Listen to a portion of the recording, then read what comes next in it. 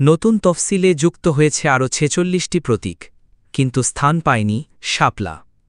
জাতীয় নাগরিক party NCP বলে, প্রতীক বাছাইয়ে ইসির সিদ্ধান্ত একপেশে ও পক্ষপাতদুষ্ট। ২০ জুন এনসিপি আবেদন করে শাপলাকে প্রথম পছন্দ হিসেবে। পরের দুটো ছিল কলম ও মোবাইল ফোন। শুধু মোবাইল ফোন প্রতীকটি অন্তর্ভুক্ত হয়েছে তালিকায়, বাদ পড়েছে শাপলা। প্রস্তাবিত ১৫০টি প্রতীক থেকে কমিশন বেছে নেয় ১১৫টি।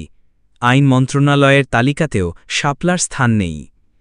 জাতীয় থুর যদি প্রতীক না হতে পারে, তাহলে ধানের শীষ, তারকা কিংবা কাঁঠাল কিভাবে অনুমোদিত?